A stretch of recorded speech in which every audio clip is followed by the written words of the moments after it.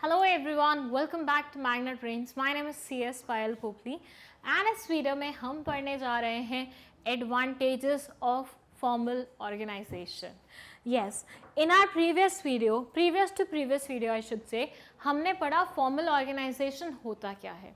And in our previous video हम लोगों ने पढ़ा कि उसके फीचर्स क्या होते हैं, जिसमें हमने आपको बताया कि आप अपने स्कूल का ही ऑर्गेनाइजेशनल स्ट्रक्चर लेके एक्सप्लेन कर सकते हैं कि फॉर्मल ऑर्गेनाइजेशन किस तरह से वर्क करता है. प्रिंसिपल सबसे ऊपर, हेड मिस्ट्रेस उसके नीचे, फिर आगे टीचर्स आते हैं और लास्ट में आते हैं स्टूडेंट्स. इस तरह से एक हायरार्की फॉर्म हो जाती है, एक ट्रायंगुलर स्ट्रक्चर फॉर्म हो जाता है, जिससे अथॉरिटी एंड रिस्पॉन्सिबिलिटी की चेन्स क्लियर हो जाती हैं.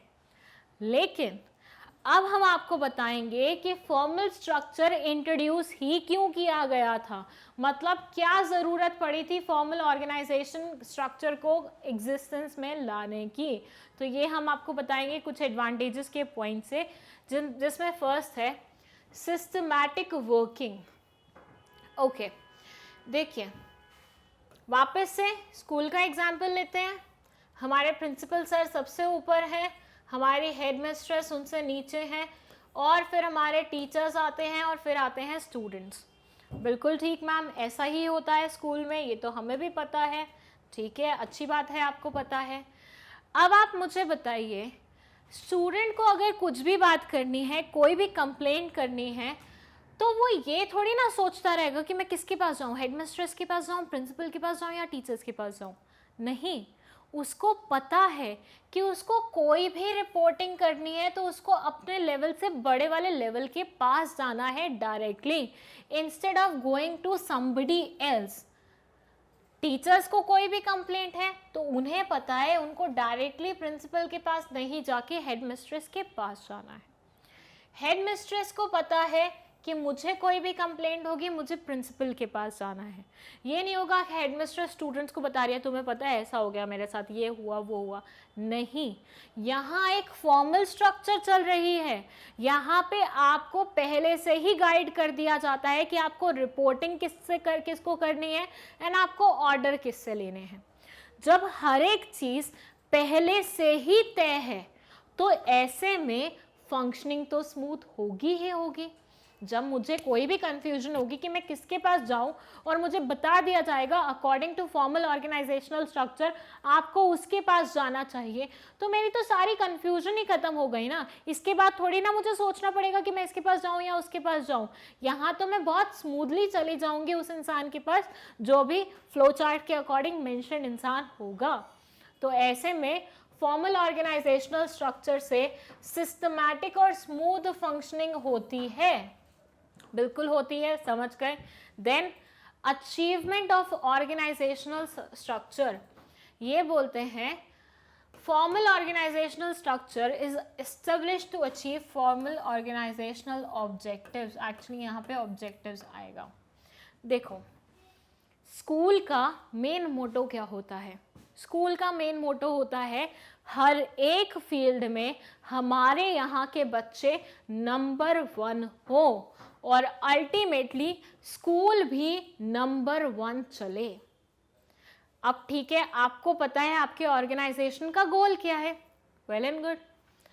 ऐसे में सोचिए, अगर ये फॉर्मल स्ट्रक्चर नहीं बना होता, इंटरनली इतनी दिक्कत जा रही होती कि टीचर बच्चों के साथ गॉसिप कर रही हैं, बच्चे हेडमिस्ट्रेस के साथ बैठ रहे हैं, हेडमिस्ट्रेस बैठ के टीचर्स के साथ कुछ कुछ बातें कर रही हैं.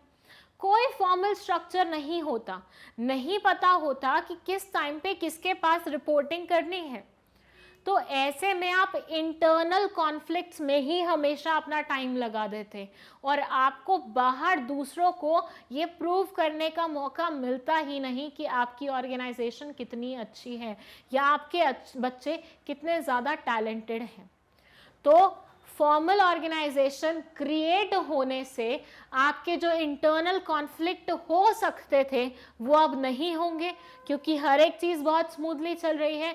तो आप बाहर वालों को जाके अपना टैलेंट, अपना इंटेलिजेंस शो कर सकते हैं, जिससे क्या होगा, आपका ऑर्गेनाइजेशनल गोल अचीव होगा.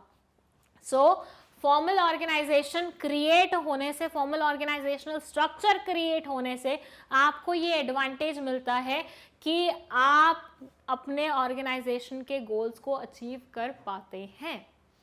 Then no overlapping of work. In formal organization, structure works and systematically divided among various departments and employees, so there is no chance of duplication or overlapping of work.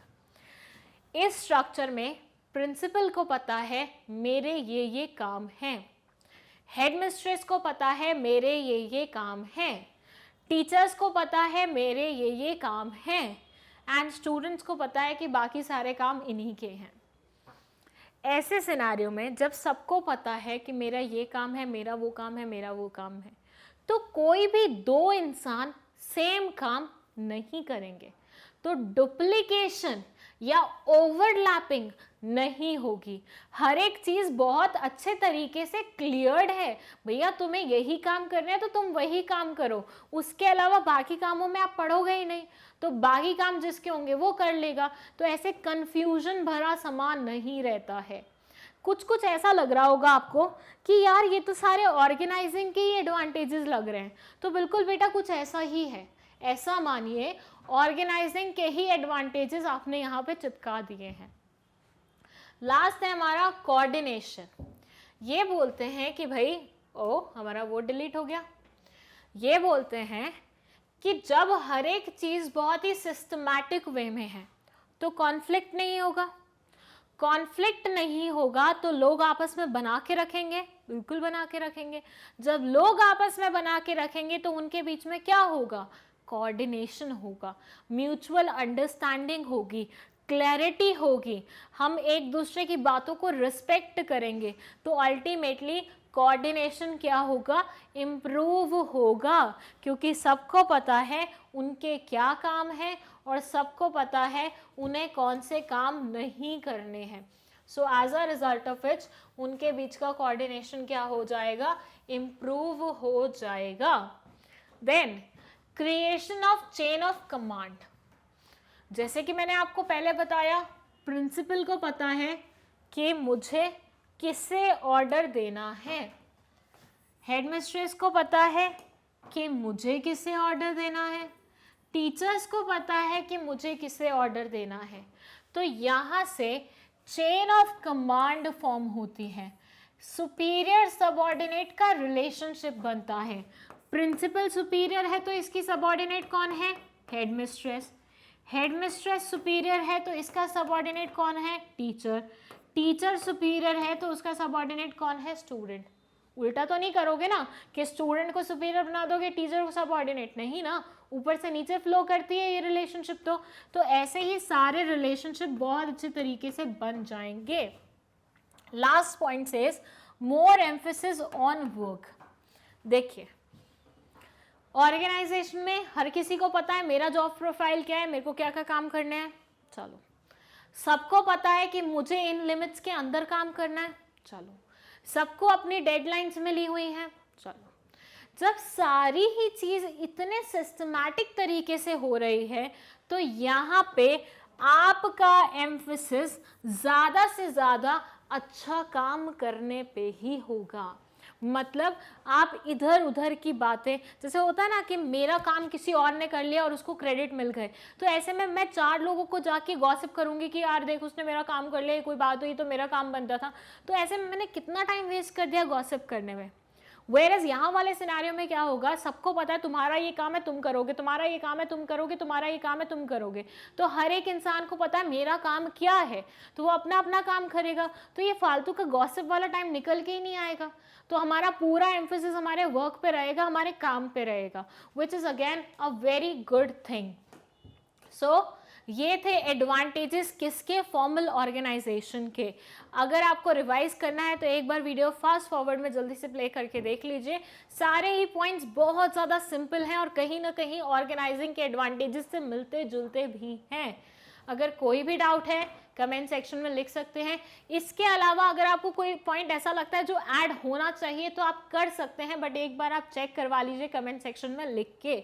इसके अलावा अगर आपको notes चाहिए तो उसका link आपको description box में मिल जाएगा। एंड 11-12 बिजनेस स्टडीज में कोई भी दिक्कत है आपको तो उसके लिए अलग से 2 प्लेलिस्ट बनी हुई हैं, वो आप जाके चेक कर सकते हैं।